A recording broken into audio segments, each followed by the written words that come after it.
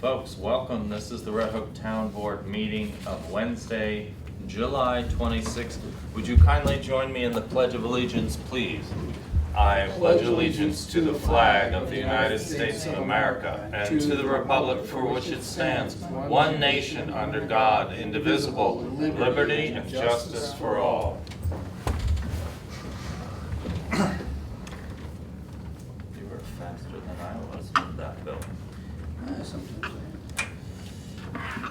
Folks, for the folks at home watching, here's tonight's agenda. We're going to start out with a public hearing. It's actually a redo of related actions. We're going out again to apply for replacement water tank for the water district. We did this last year. We're going to try one more time.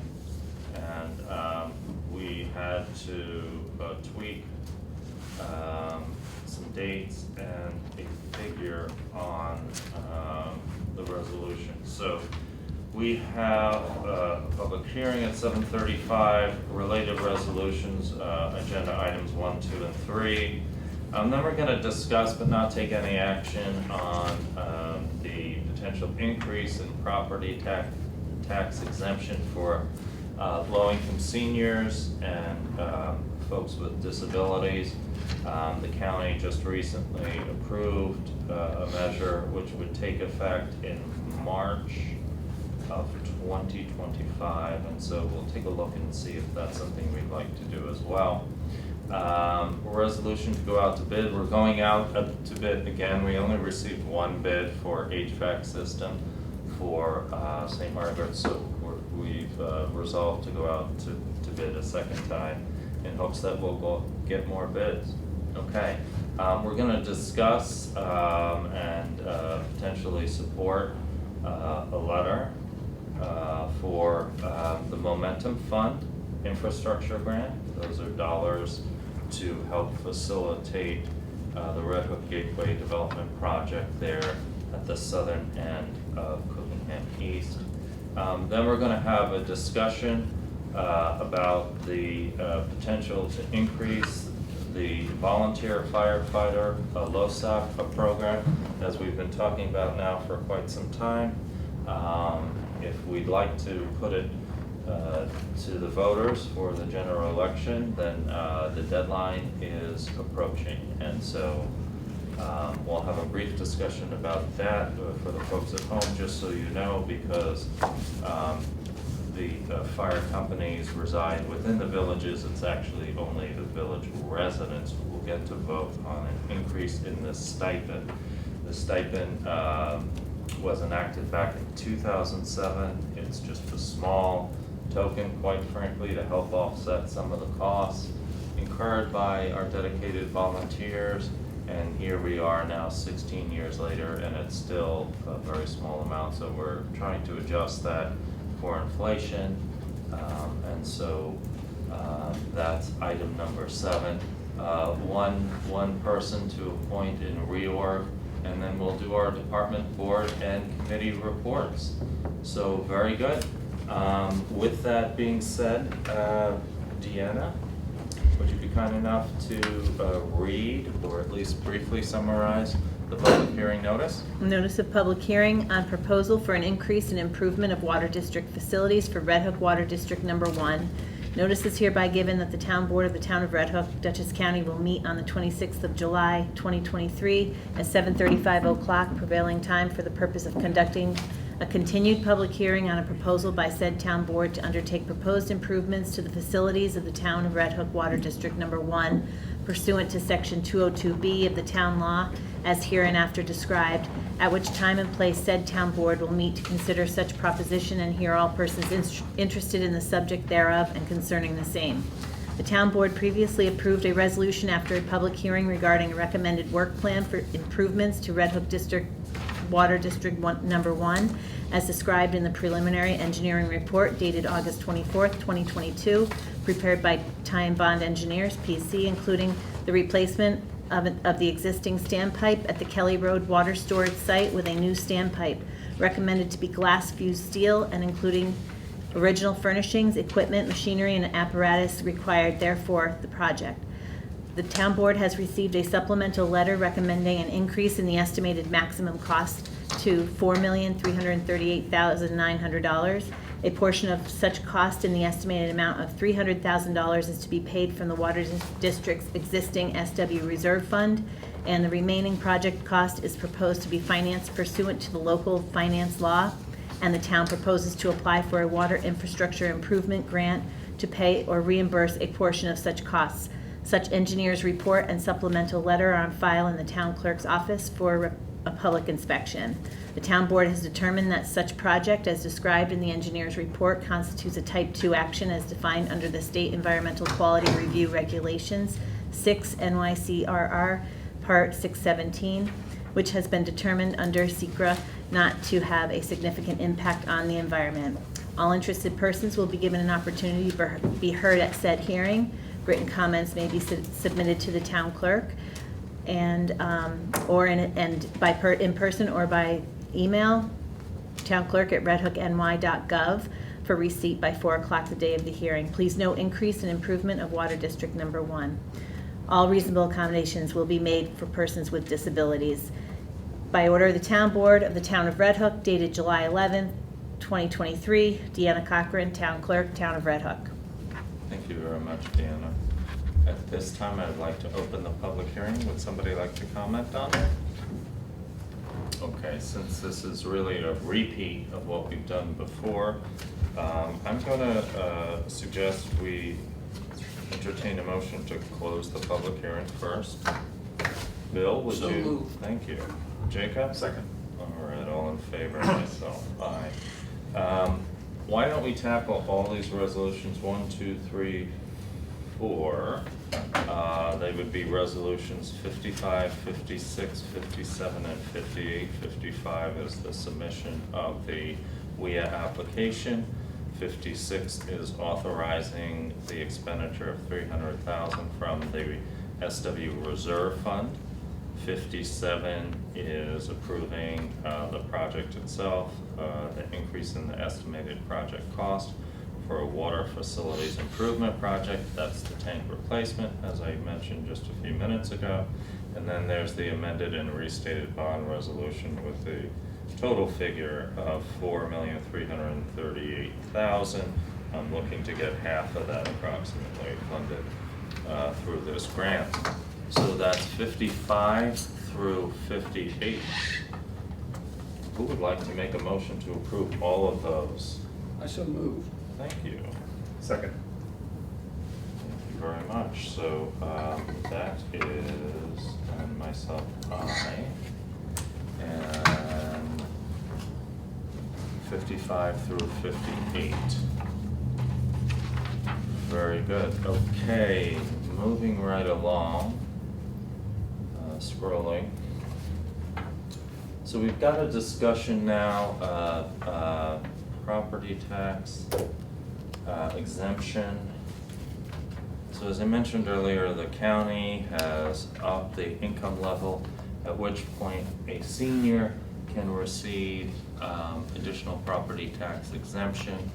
Currently, and we have a memo here, why don't I go straight to that? We grant that if it's 37,000 and change or below. What the county did, in fact, authorizes 50,000 or less for seniors. Let's get to the memo. There are the local laws. There's Cheryl's memo. Okay. Current maximum limit is 37.4 for school, 29.7 county town. And the village does not currently allow the disability exemption for the village tax, so that may be something they might be interested in looking at again. She goes on to articulate just how many parcels or homeowners have the senior exemption currently with the income level currently existing. And There are only 5 parcels with the disability exemption. There are roughly 486 residents with the enhanced star exemption. She goes on to say it would be difficult to predict exactly the number of residents that could be added to the list of eligibility, but she does have access in her role to income for the seniors, and many of the residents that qualify for the enhanced are well above the 50,000 threshold. So she doesn't see this as being a huge increase, but obviously there would be some fiscal impact.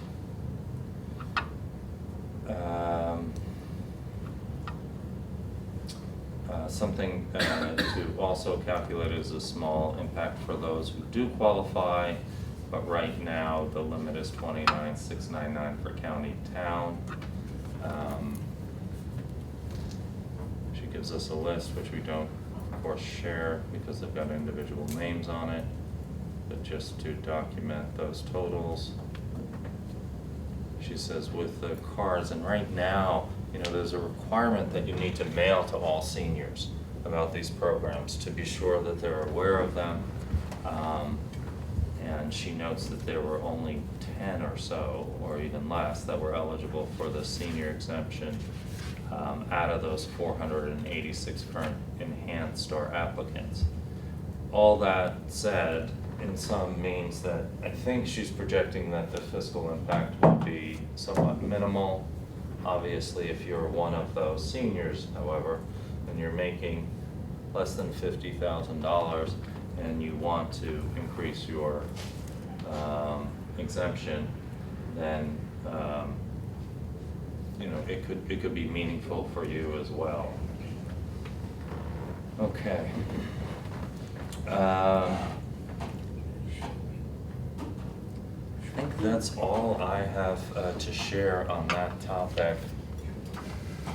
Obviously, we don't want to do anything tonight. There's nothing time sensitive about this. We've got plenty of time to do this. This is effective if we were to consider it. Would be effective March 1st of 2025.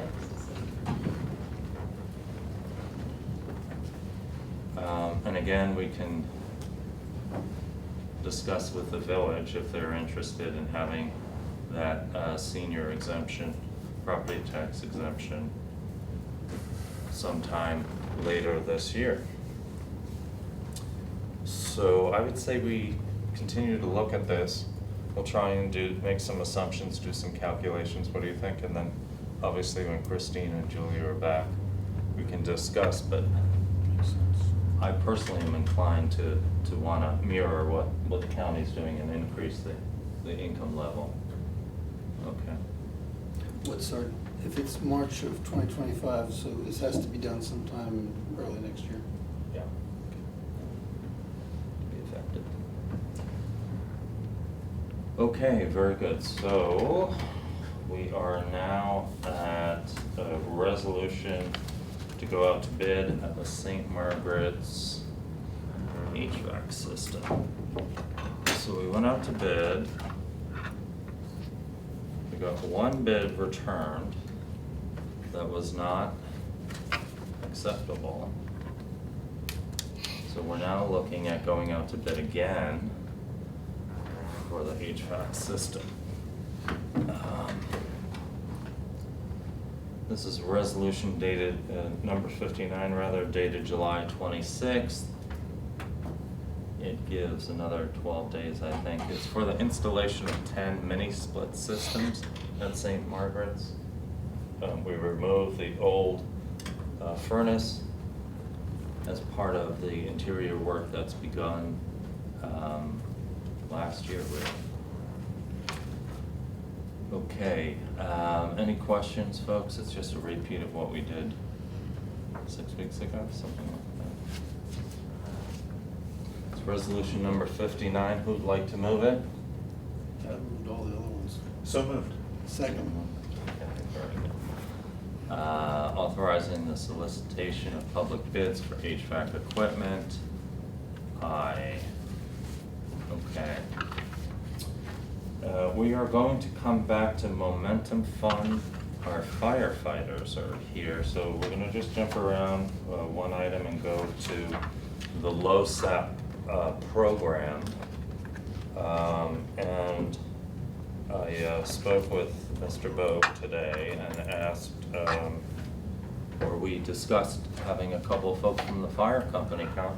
I did mention, Tom, before you arrived here, that the LoSAP program, for folks who are not familiar, it's a very small stipend that's given to our volunteer firefighters to help offset some of the expenses that they incur being a volunteer firefighter. And this was enacted back in 2007. We remember that campaign, if you will. It's a $500 stipend, so you can imagine over the course of the year, it doesn't go very far to help offset the expenses. But here we are 16 years later, the maximum has been increased. I think at the time it was $700, if I'm not mistaken. And now we have the opportunity to make the change for $1,200. That's, as I said earlier, that's up to the voters in the villages, because the fire companies exist within both villages, Red Hook and Tivoli. But we pick up the lion's share of the cost, and my suggestion is that we go ahead and pick up 100% of the cost. I think the villages supply the property and other things that we're not able to assist with. And I think it would be a really good statement for the town to say, yeah, we'll pick up 100% of the LoSAP, and we will support going out to referendum. The public will get to decide in both villages.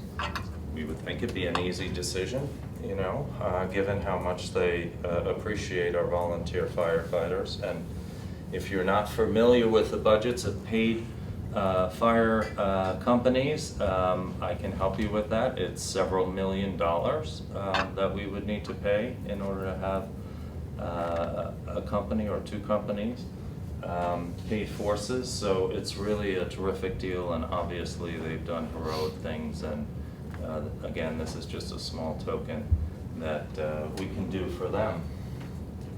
So what do you think? What say you? I say it's a very, almost de minimis amount of money Right. for what we're getting. For what we're getting out of them. We have the calculation, again, the potential, we don't have a crystal ball, just like with the property tax exemption, of how many will qualify, credits, and so on and so forth. But it seems even if, and that's a good problem to have if we have a lot of volunteers, right, meeting those eligibility criteria. So, from what I understand, the Village of Tivoli has already passed a resolution so that it will be placed on the ballot at the general election. So we would encourage all village residents to get out there, even if you don't want to vote for the rest of us. You know, please do support your volunteer firefighters. I think the Village of Red Hook takes it up this Thursday.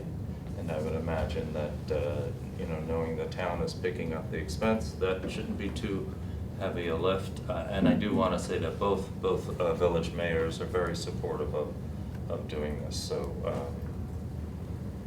very exciting. I can't believe we're back at it again 16 years later.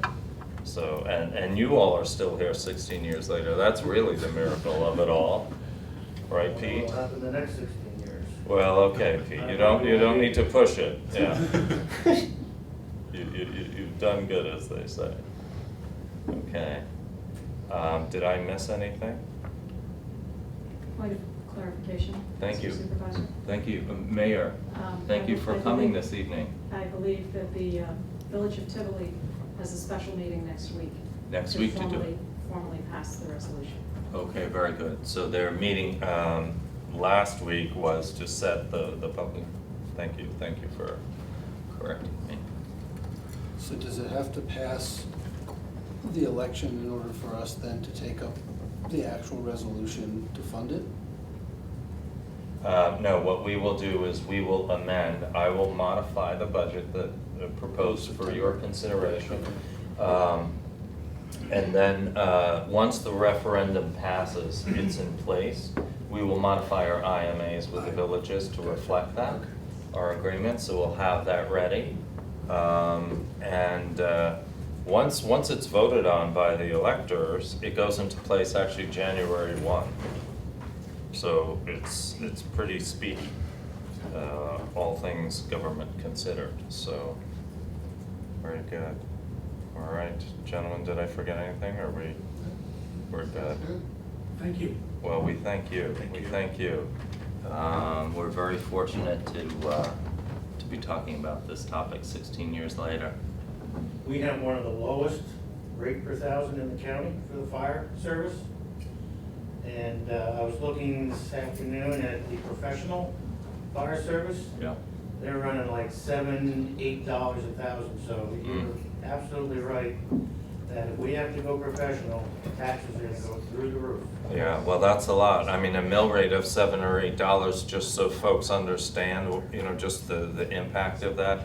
I think right now, all of town taxes is about $1.82 as a mill rate. So you're talking about, if that's, and I don't know the number, Pete, I'm gonna go with, you've got it right, but certainly it's in the millions of dollars, and it would double or triple what we need to charge our residents. So thank you all. So if you see us out on the road, be kind. Be kind. Very good. We will. Thank you. All right. Thanks so much. All right, so that's that topic. We're gonna bounce back now to number 6. Discussion on the Momentum Fund Infrastructure Grant. This is related now to a specific part of what we refer to as the Cookingham properties. This is the Red Hook Gateway development potential.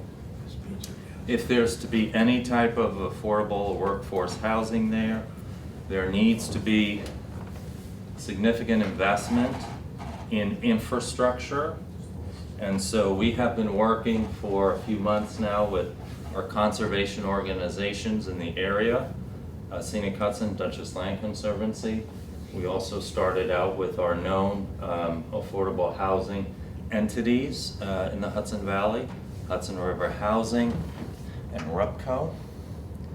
And so we have identified, and actually they've self-identified, that they believe that RUPCO has the financial wherewithal, they have the staffing, certainly they have the experience, 42 years of building projects in the Hudson Valley locally. And so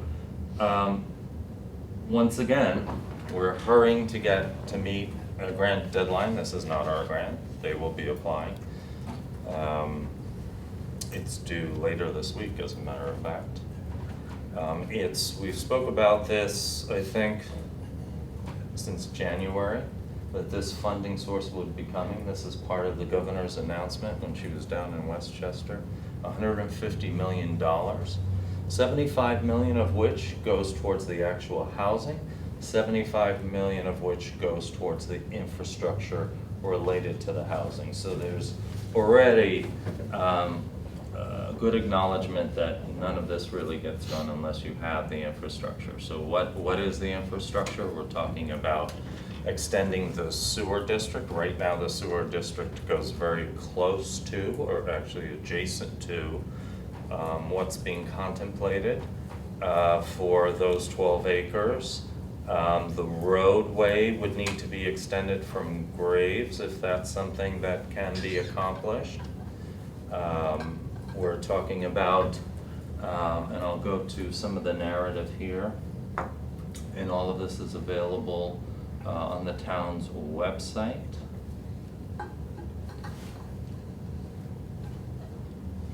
All right, there's a description of a contemplated project. They're talking about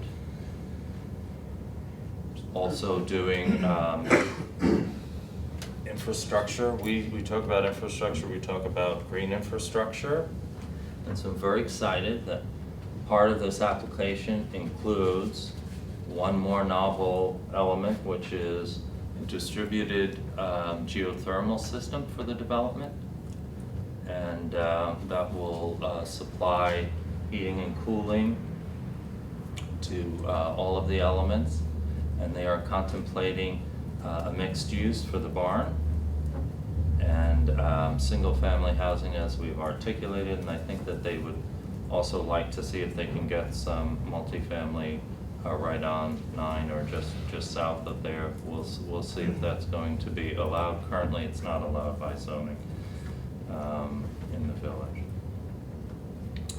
And so there's some detail about the sewer system. So as everyone knows, the central sewer was completed, essentially completed this spring, and it's utilizing a good deal of the plant. So part of the discussion is whether or not the plant, which is able to be upgraded, modular in nature, whether or not there's some upgrading that would need to take place. And it looks like with the Gateway, Red Hook Gateway development, that certainly would either use whatever leftover capacity that hasn't been already assigned, or in fact actually need to add to it. And it's looking like it's going to need to add to it. And so that's what we have, folks, is really just getting the infrastructure there. Any thoughts, any questions?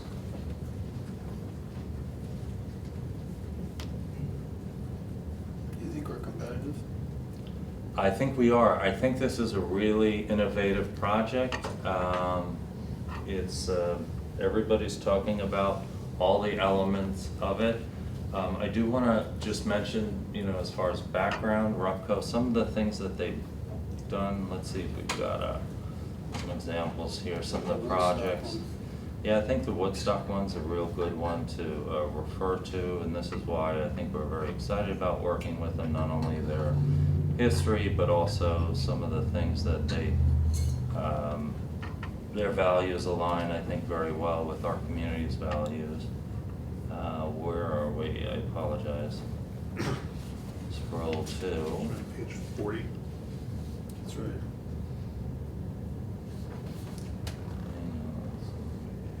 It's not an It's one more. application. One more. There we go. Maybe one more. It's not coming. It's like there you go. There it is. Okay. Woodstock Commons. Intergenerational campus with 53 apartments for seniors, artists, and families located in Woodstock. Set in 28 acres, 21 acres remain preserved woodlands. The site includes nature and fitness trails, multiple gardens, and an outdoor pavilion. The $15 million development boasts innovation and sustainability. That project utilized geothermal construction, and it received gold level LEED certification. Folks aren't really doing LEED too much anymore, but at the time that was sort of the gold standard, if you will. And they quote a couple of other projects that they've done, but Rupco really knows these programs, and we're hopeful. Any more thoughts? So we have letters of support from Scenic Hudson. I think there's some more letters coming in for the application, and they're going to ask us for one. And I've got a draft on my desk, but essentially it looks not too dissimilar from the one that Scenic Hudson sent.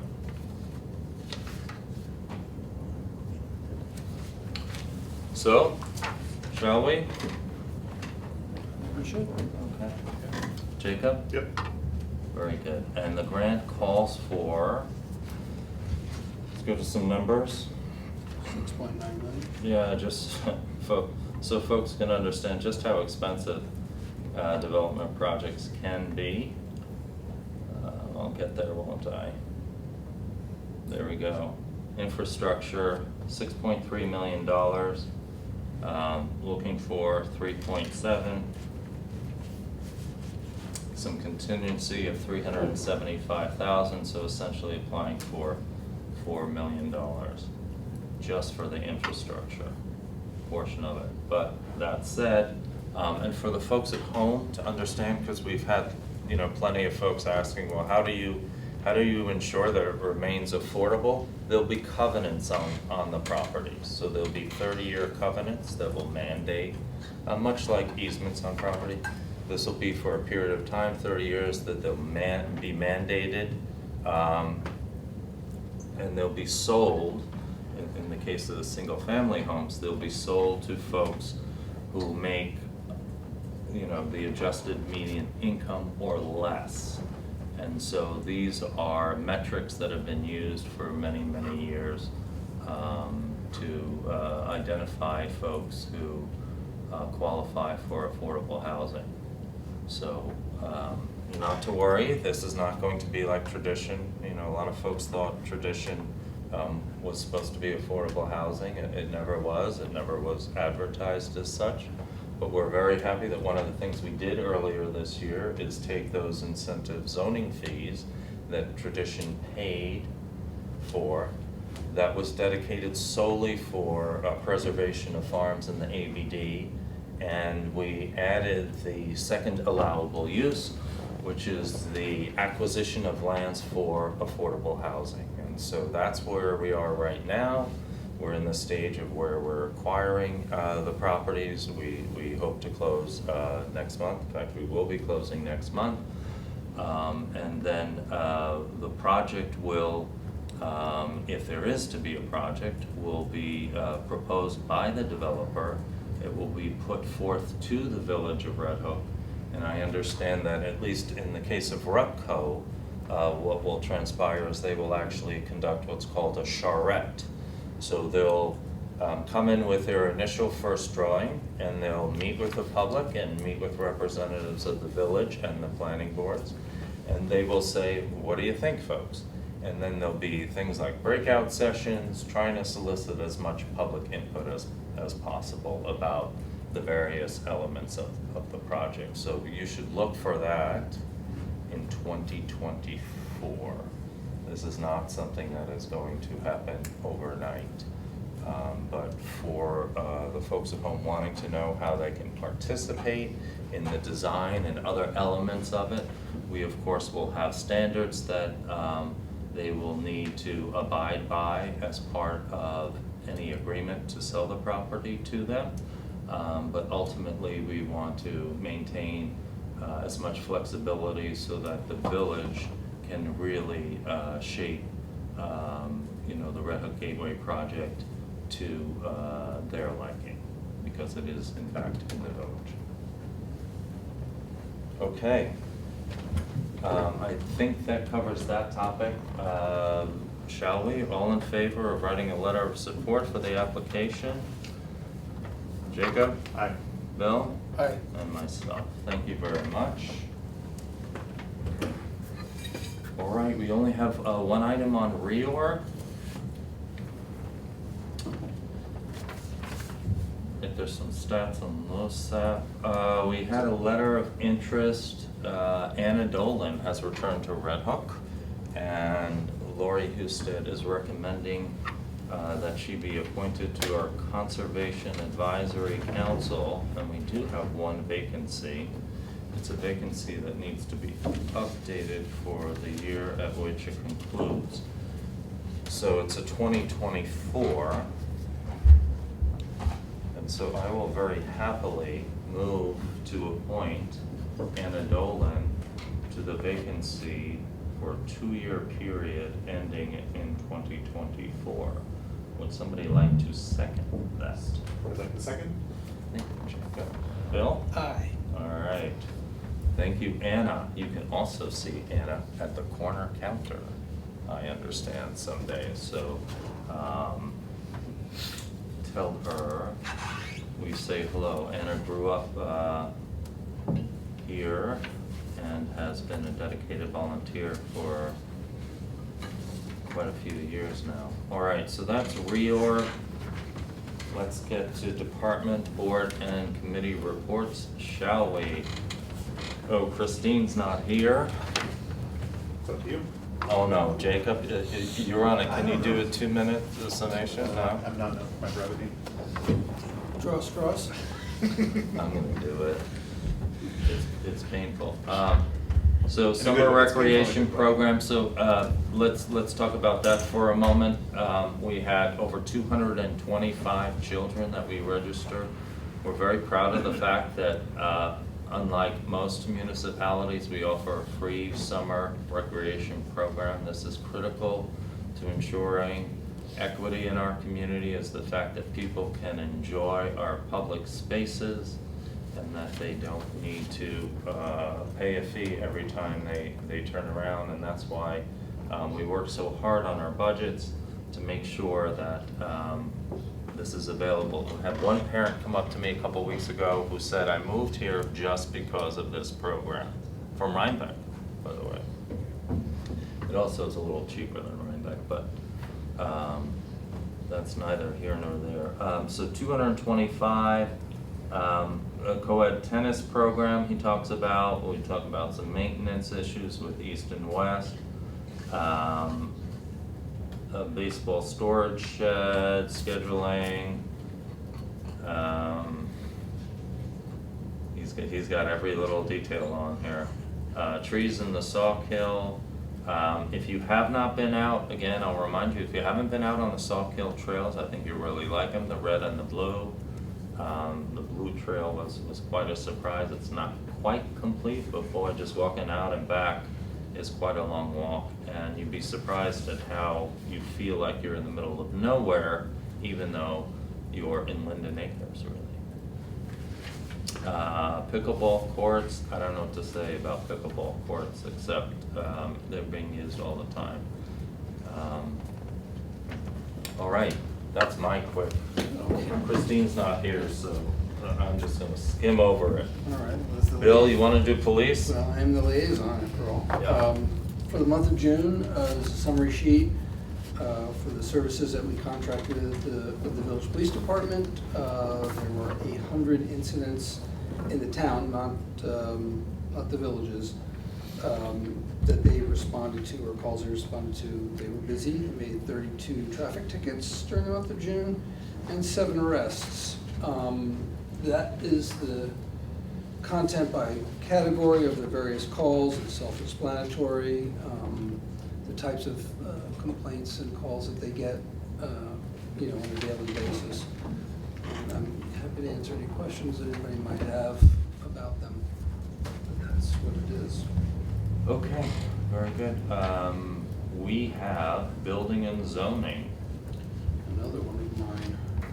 I get the heavy one. So for the month of July, this is the July report. They issued 37 permits. They conducted 149 inspections. It's a busy season for construction. They issued 41 certificates of occupancy or completion. There were 2 complaints that were filed, and the revenue for the month of July from the various permitting activities was $17,309. I think that got cut off on the scan sheet. Yeah, it did. And that is a very long report. This is double-sided, of all the different inspections they went to, all the different issues, all the permits that are issued, with the address and the owners. And again, it's self-explanatory.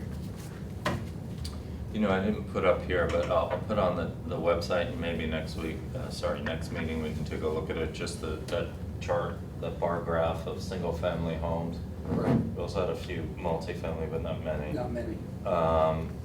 Over the last few years, because all the discussion about creating housing and the supply and demand, and it was interesting to see that we have a target, according to the governor's office, a target of building 40 houses in a 3-year period. Well, we built 80 some odd in the last 3 years. So, and I anticipate that with all the projects, and folks may not be aware, but supposedly the what we used to refer to as the Anderson Commons project will be coming back. That's on Fisk Street, something like 57 units there. We've got a development around the corner from us, the Preserve, that's 11 homes there.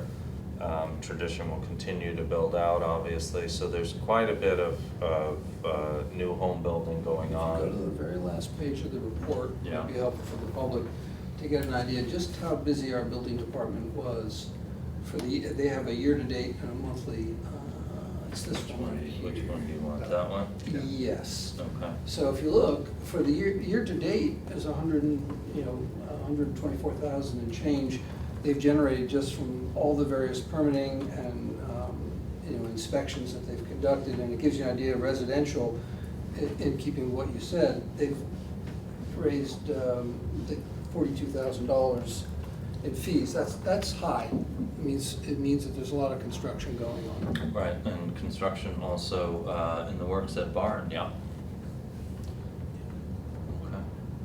Okay. Jacob, do you want to give us a brief highway department update, please? Yep. So, just a few quick things from Teresa. 2024 bids for materials for the highway department for ice control abrasives, hot mix asphalt, and other materials were submitted for review. The bids will be let with a return date of September 28th if they're approved. On Deer Run, the wood guardrail that's on the culvert had deteriorated and collapsed, and that's been replaced by a metal box beam guardrail as of this week. HVAA has surveyed the bridge area for the Sauk Hill Bridge replacement and proposed a meeting to discuss the next steps. That's scheduled for mid-August. There's a few things that the highway department is waiting on for a few projects. So for the truck route, waiting for proposed weight limit signs, for a map for that, Creighton Manning. For Forest Park drainage study, under review by Ty and Bond. Looking still for grants for help for replacement of the salt shed replacement. We'll be meeting in September to talk about the stop sign for Elm Street. Teresa wanted to note that there was a stop sign requested in 2014, so this will be the second new installation in 9 years. Stop That's sign. Exciting, right, for stop signs. Okay. And then, as you mentioned, the Preserve at Lake Skill, so the developer there has placed survey stakes and orange snow fencing on the property lines, and that's in compliance with the planning board's instructions. So Ty and Bond is monitoring the step-by-step process for the town. So that's what we got from the highway department. And as the liaison to the highway department, I think people need to know that Feller Newmark and Hateman Hill and Crestwood are through streets.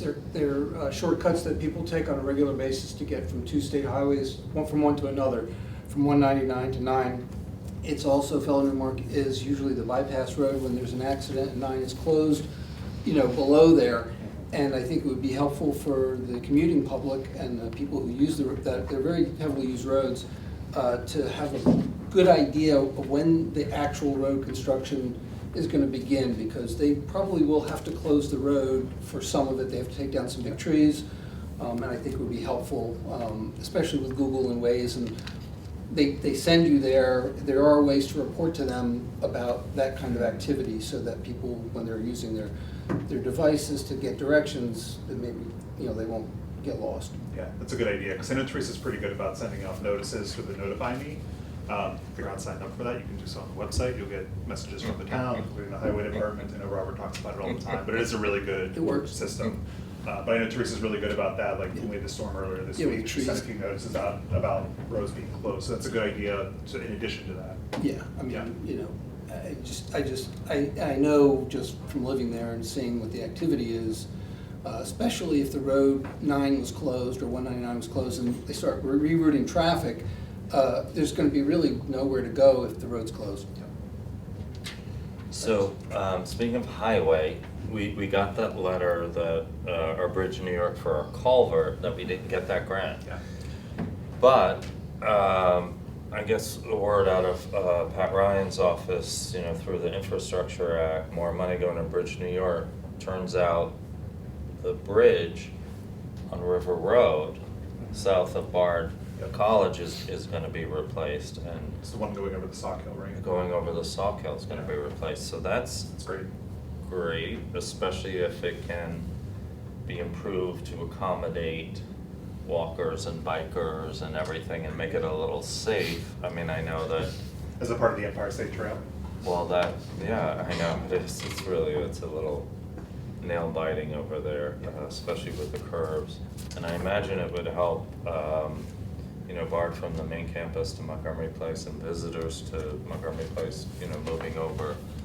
I know that there's movement afoot, pun intended, to try and get some connecting trails there as well. $4.6 million, in case you're wondering just how expensive these projects can be. Okay, wow, is that it, folks? Is that all we have? There's a letter from Ann here as well. Yeah, so Ann wanted us to take a look at a couple of not so exciting, but important, speaking of infrastructure. Our phones are now aging. I mean, they work, but they don't do what we need them to do. They're not doing digital voicemails, for example.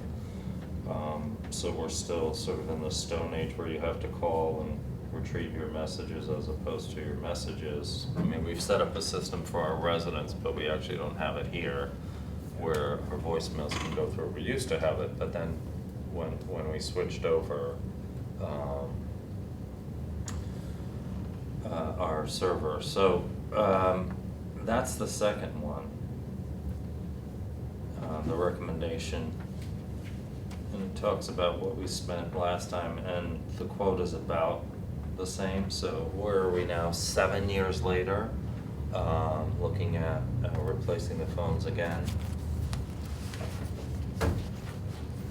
We'll save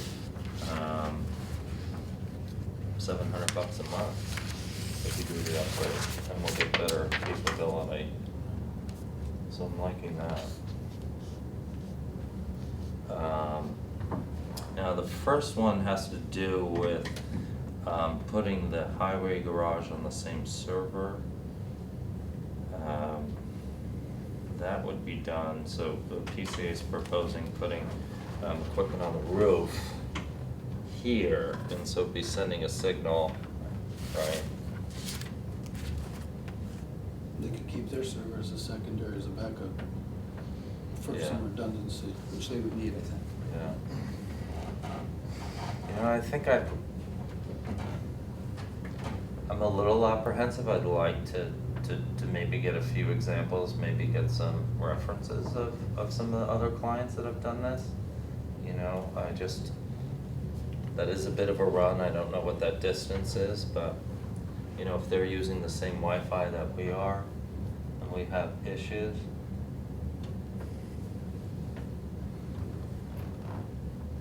From here to there is about 75 yards. It's pretty far, actually. 75, And it seems that from right here to the building garage offices, How far? I would think it's somewhere between 50 and 75 yards. Oh God, I think it's more than that. Maybe a little bit more. What do you think? Right, I think so. Well, we can measure it. I don't know, I feel a little, Somewhere around 100. yeah, That's, Yeah. I don't know, and I'd wanna get Teresa's input on it of also. course. Did you cover this? Yeah,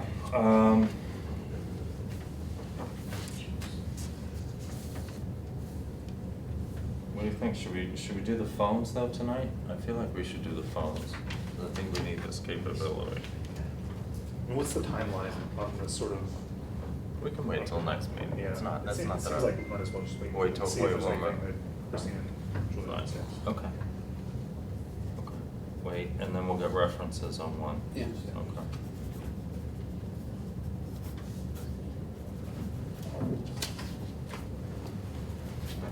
Okay, very good. I think that's all the business we have tonight. We're gonna go into attorney-client. Before we conclude tonight's meeting, would anybody like to make some public comments? Dennis, would you be kind enough to state your name, even if we may already know it? Yeah, Denny Collet, resident of the town of Red Hook. you know, just on this Cookingham, the Rupco presentation, or it's not quite clear exactly what, you know, what the details are, but I'm very encouraged by the thought that we're looking at a network ground source heat pump solution, because it'll be one of the few, certainly in Dutchess County, and it sets a precedent. I mean, there are some concerns, you know, like, you know, it has to be justified for horizontal pumping and so on and so forth, but the fact that we're looking at it is a very encouraging sign, so I'm very grateful for that. The other is really a question: have they talked about the character of these dwellings to being zero net energy? Are they talking about solar to complement the geothermal and the other, you know, sources that they're taking on? And I think that would be a very important, if it's an option. I mean, obviously, all is dependent on the cost and the funding and the availability of resources to being able to do it. But we're kind of hoping that the IRA, right, you know, that funding that's going to become available should be used, and it would be a real benefit for us. So that's it. Thanks very much, Dennis. And to your answer, you know, they'll be doing a proposal in front of the village, but yes, we look for as many suggestions to put in any type of purchase sale agreement we have with them. We are mindful that we don't want to box them in and also make something so untenable that it can't actually be built. But yes, we have discussed all of those things that you have mentioned: passive housing, net zero, and not using fossil fuels. So all of that will be a part of the agreement. Good. Anyone else? Well, thank you all very much for coming. Stay cool out there, especially the next couple of days. This will be a good time to remind you that the Red Hook Community Center is now the official heating and cooling center for the town, complete with a very fancy big generator just in case the power goes out, but not yet with an AED, interestingly enough, firefighters. There's no AED at the community center, so we are greenlighting one for them. Folks may not realize, but we provide the funding for the programs at the Red Hook Community Center. So, okay, that said, good night. Thank you very much for coming. At this time, I would entertain a motion to go into attorney-client. Is there a second? Second. All in favor? I'll move it. Oh, okay. I thought he just. He's entertaining a motion. Oh, okay, Yeah, then you go ahead. He never makes a Move, motion, he always second. entertains. a motion. Oh, yeah. Thank you all. Good night.